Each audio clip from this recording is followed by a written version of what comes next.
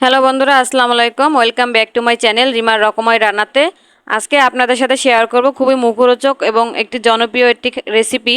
সেটা হলো chicken fry. KFC chicken ফ্রাইয়ের মতোই স্বাদ একবার ঘরেই তৈরি করতে পারবেন।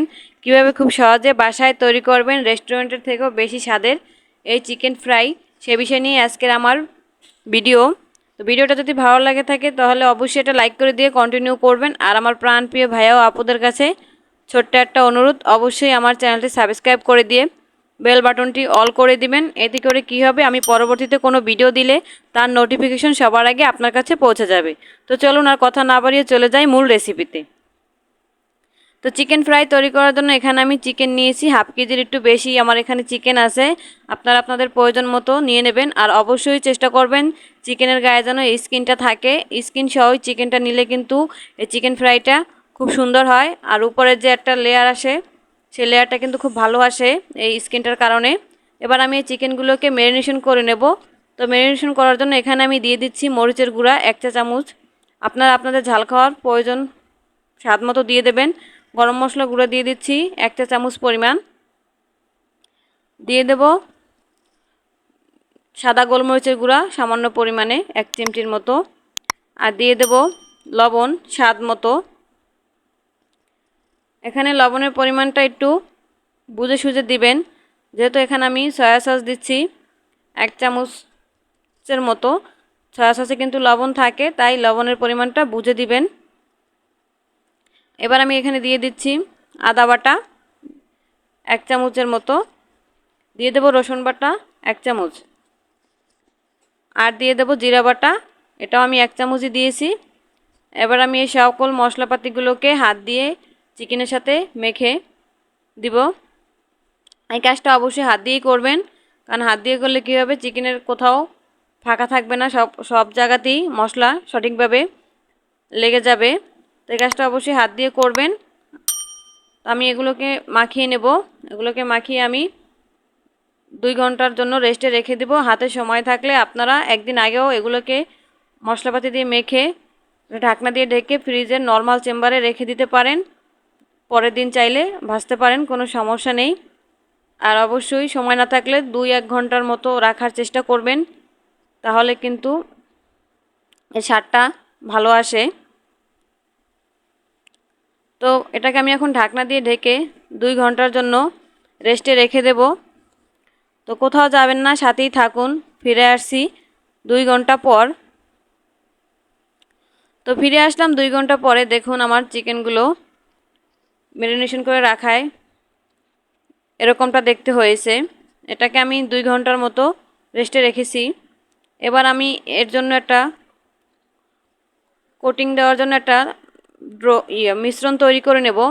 এটা এখানে আমি মিক্সিং বলে 1 কাপের মতো ময়দা এবং 1 কাপ ময়দার জন্য আমি 2 টেবিল চামচ কর্নফ্লাওয়ার দিয়ে দিচ্ছি। আপনাদের কাছে না থাকলে নাও দিতে পারেন, কিন্তু এটা দিলে উপরে কোটিংটা ভালো আসে, এটা খুবই মুচমুচে হয়, ক্রিস্পি হয়। আমি এখানে দিয়ে দিচ্ছি স্বাদ মতো মরিচের গুঁড়া, দিয়ে দিচ্ছি স্বাদ মতো লবণ। এবার আমি এই মিশ্রণগুলোকে খুব সুন্দরভাবে হাত দিয়ে মিক্স করে নেব। এটাতে কোনো পানি বা তেল অ্যাড করার দরকার নেই, এটা শুকনোই থাকবে। তো হাত দিয়ে একটু ভালোভাবে এগুলোকে মিক্স করে নেবেন, যাতে কোথাও লবণের এবং মরিচের দলা পাকিয়ে না থাকে। তো এবারে আমি চিকেনের পিসগুলোকে এর ভিতরে কোটিং করে নেব। তো তার আগে আমি এই চিকেনগুলোকে আরও একবার হাত দিয়ে কষলে নিচ্ছি। এটাকে অবশ্যই আর একবার মাখিয়ে নেবেন। তো এটা মাখানো হয়ে গেলে আমি এখান থেকে একটা পিস নিয়ে ওই ময়দার মিশ্রণটার ভিতরে একটু গড়িয়ে দিব।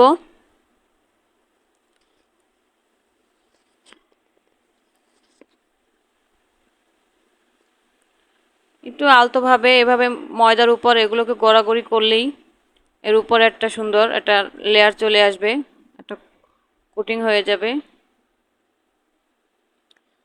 তো আরও ভালো একটা লেয়ার দেওয়ার জন্য আমরা এগুলোকে নর্মাল যে পানি আছে, ঠান্ডা ফ্রিজে ঠান্ডা পানি না, নর্মাল পানি, সেখানে আমি কিছু অ্যাড করি নাই, নর্মাল পানিতে একবার ডুবিয়ে নিব।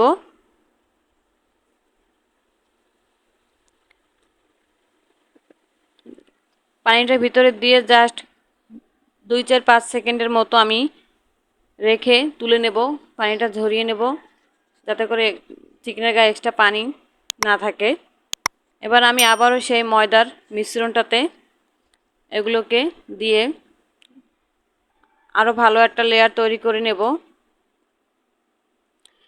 এর উপরে একটু ময়দা দিয়ে হাত দিয়ে আলতোভাবে জাতা দিয়ে দিলে সুন্দর একটা লেয়ার চলে আসবে। এই কাজটা একটু সময় নিয়ে আর একটু আলতোভাবে করলে লেয়ারটা খুব সুন্দর আসবে। তো এটা আমার হয়ে গেছে। এবার আমি এক্সট্রা যে ময়দাটা আছে সেটা একটু ঝারিয়ে নিচ্ছি। তো একইভাবে আমি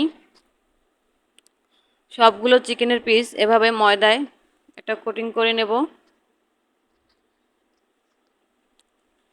তো একে একে আমার সবগুলো পিসই করা হয়ে গেছে। এবার আমি এগুলোকে ফ্রাই করতে চলে যাব। তো চিকেনগুলোকে ফ্রাই করার জন্য এখানে আমি একটা কড়াইতে দিয়েছি পর্যাপ্ত পরিমাণের রেগুলার রান্নার তেল, সাদা তেল। এটাকে আমি দিয়ে ভালোভাবে হিট করে নেব। এই ঠান্ডা তেলেই কিন্তু তেল কড়াইতে দেওয়ার পরে ঠান্ডা অবস্থাতেই কিন্তু চিকেনগুলো দিতে যাবেন না, এতে করে কিন্তু ময়দার যে একটা লেয়ার আছে উপরে ওটা কিন্তু খুলে যাবে আর তেলটা নষ্ট হয়ে যাবে আর চিকেনটা কিন্তু ফ্রাই হবে না। তাই এদিকে খেয়াল রাখবেন, তেলটা দেওয়ার পর খুব ভালোভাবে হিট করে নেবেন। আর হিটটা হয়ে গেলে তেলটা তখন চুলার আঁচটা লো এবং হাইয়ের মাঝখানে মিডিয়াম পর্যায়ে রেখে চিকেনের পিসগুলো দিতে শুরু করবেন। কারণ হাই হিটে এগুলোকে ফ্রাই করতে গেলে 2-1 মিনিটের ভিতরেই উপরে কালার চলে আসবে কিন্তু ভিতরে কুক হবে না। তো এই দিকটা খেয়াল রাখবেন। চুলার আঁচটা মিডিয়াম রেখে এই চিকেনের পিসগুলোকে আমি 15-16 মিনিটের মতো ফ্রাই করে নেব। এটা যেহেতু ব্রয়লার মুরগি বেশি সময় লাগবে না ফ্রাই হতে, আর এটাকে আমি ম্যারিনেশন করে রেখেছিলাম লং টাইম, তাই 15-16 মিনিটের মধ্যেই এটা আমার ফ্রাই হয়ে যাবে। উপরে একটা কালার আসবে আর ভিতরটাও খুব সুন্দর কুক হয়ে যাবে। তো চিকেনটা দেওয়ার 2-3 মিনিট পরে এসে একবার এভাবে উল্টে দিবেন। এতে করে কি হবে, অপর পাশটাও কালার আসবে আর কুক হবে। তো এই কাজটা একটু সাবধানেই করবেন, দেখতেই পাচ্ছেন।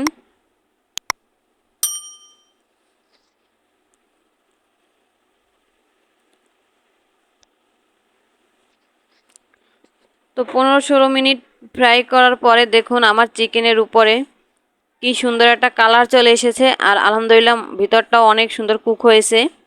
তো এবার আমি এগুলোকে তুলে নিচ্ছি।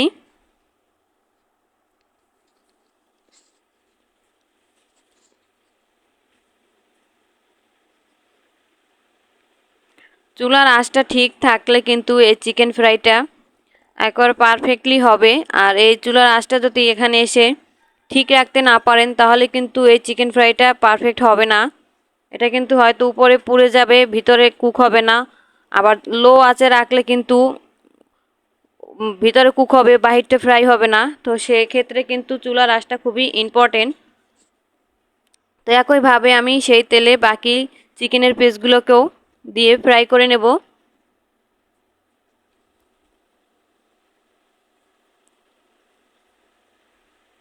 তো ভিডিওটা যদি আপনাদের ভালো লাগে তাহলে অবশ্যই একটা লাইক করে দিবেন আর আপনাদের মূল্যবান মতামত অবশ্যই কমেন্ট বক্সে কমেন্ট করে জানাবেন। তো 15-16 মিনিট পরে এসে আমার বাকি পিসগুলোও হয়ে গেছে। এবার আমি এগুলোকে তুলে নিচ্ছি। তো বন্ধুরা বাসায় খুব সহজে তৈরি করুন চিকেন ফ্রাই, আর এভাবে একবার কাউকে বানিয়ে যদি খাওয়ান তো দেখবেন আপনার কাছে বারবার রিকোয়েস্ট আসবে এই চিকেন ফ্রাইয়ের জন্য। তো ভিডিওটা ভালো লাগলে অবশ্যই চ্যানেলটা সাবস্ক্রাইব করে দিবেন। দেখা হবে অন্য ভিডিওতে। আল্লাহ হাফেজ।